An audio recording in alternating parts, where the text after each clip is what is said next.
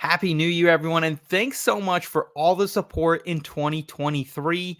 This week's podcast episode is a little bit different than usual. We had some playback issues on the live recorded version, so we split it up into two parts. The first one is us discussing the biggest fantasy football disappointments of the season. If you want to check out the full version, make sure you go over to the audio platforms, Apple, Spotify, and you can check out the full-length podcast. Stick around, and hopefully you'll enjoy the conversation here on YouTube. And if you do, please make sure you smash that like button and subscribe to the channel to help support us here as we begin a new year at In Between Media. Thanks so much, and enjoy the episode, folks.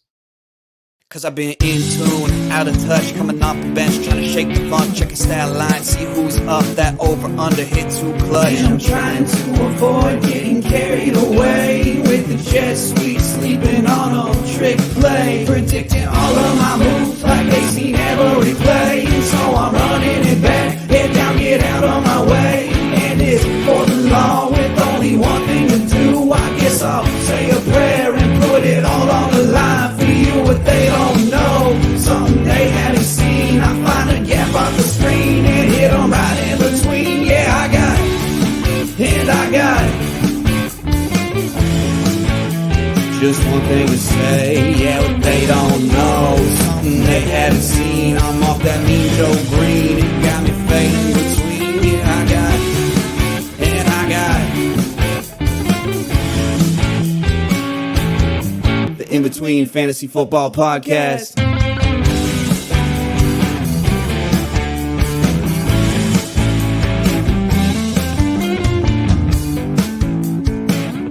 And Scott, the question of the week here was from our guy, Zach. Who was your biggest fantasy football letdown this season?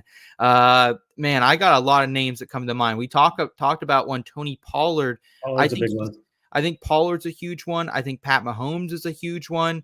Even down the stretch, maybe Travis Kelce, but I didn't draft many of those players. I had some Kelce this year, but outside of those players, who were your biggest personal ones in your analysis, in your leagues, or just in general for you? One of my biggest was Drake London. Still think he has all the talent in the world. I just thought, and the evidence was there that it might be a struggle for him to get the type of volume that was needed. I just thought it was going to be better in Atlanta this year. So I think he had one blow up game a few weeks ago, but other than that, I mean, he's just sat on my bench and I drafted him pretty highly. So Drake London's a guy that I felt like pretty confident where I was getting him in drafts that just, I think I started him maybe twice and it didn't go well. So yeah, that's one of the first one that comes to mind. What about you? Kyle Pitts is right there. I finally drank the Kool-Aid. I never had him in many redrafts until this season. I was like, oh man, like usually you were paying, 4th, 5th round prices. This year he was sliding back a little bit further than his ADP was in previous seasons. So I had a lot of Kyle Pitts egg on my face. And then Calvin Ridley, man, so disappointing to see kind of what Calvin Ridley did this season. I drafted him really before the inflated ADP came late in August by Evan and Scott Fishbowl. I had him some other of these premier leagues and like a 55.6% catch rate. That's pretty horrendous. He got the targets, but he still is like that guy who was his freshman or rookie and sophomore year, Scott, wide receiver 21, 25. And I think that wide receiver 5 2020 season that I was hot on, I had him everywhere that year, might have been an outlier. And now like the future is kind of murky for Calvin Ridley. I don't feel great about him. Jacksonville's already paying Christian Kirk and Evan Ingram. Lawrence is going to get paid soon. I think Calvin Ridley walks away because they're not going to give him wide receiver one money.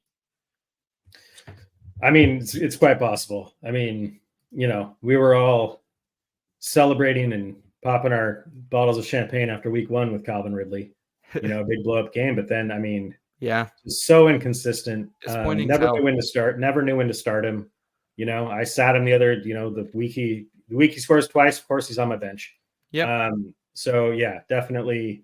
And I mean, I thought Lawrence definitely struggled with some injury stuff, but like that offense just wasn't as exciting and as good as I was anticipating this season. Lawrence kind of regressed a little bit. So ETN was a baller. ETN and Ingram, they were both great, but outside of that, it was kind of just mid all the way around. Mm-hmm. Yeah, Ridley's a good one. Yeah, another one that I just saw it in the chat from my friend Dave that was going to be top of my list is Austin Ekeler. Yeah. I mean, even before Justin Herbert got hurt, it just, he missed a little bit of time with an ankle injury, but he just, I mean, after being the running back one and being drafted that way, basically in the top 5 in redraft 1 QB leagues, I mean, the return he gave you was,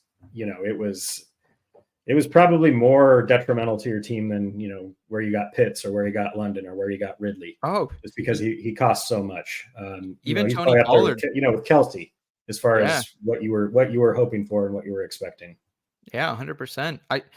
I think right behind him too, like Derrick Henry, pretty freaking disappointing as well. Like, I think we knew the day was going to come that Derrick Henry was going to fall off a bit here, Scott, but I don't think we knew that it was going to come here in 2023 so drastically. And like, he just doesn't look good enough anymore to get what always kept him so good for fantasy, which was 20 plus touches, the pure volume. Tyjae Spears is a real guy. And I think now Derrick Henry, there's a lot of questions around him heading to NFL free agency as well. But you had highs with Derrick Henry. Like, he still was decent, scored double-digit touchdowns, had over 1,000 yards. However, he had a lot of single-digit games that really fucked you down the stretch. So yeah, that was bad. I mean, I don't know if it's fully just he's fallen off. That team was also a mess. Oh yeah, yeah. There wasn't really any points during the season where any opposing defense really had to be concerned about their passing game, No. So, but Tyjae Spears was able to be more effective than Derrick Henry, and with a lower volume, so lower production, in that same setting. So, yeah, it'll be interesting to see where he goes if he remains, the bell cow he's been wherever he goes, or if he turns into kind of a 2-down guy, like AJ Dillon. We'll see. Yeah, it was crazy with Henry. I came on the show earlier in the season. I said, stick by him. Like don't trade him low yet. And then he had 2 bad weeks in a row. And I felt like the biggest, coward, because I always try to follow my own advice. And I traded him the next week and, helped me win the league to get away from him. So apologize on that. But any other final, huge disappointments here down the stretch for you?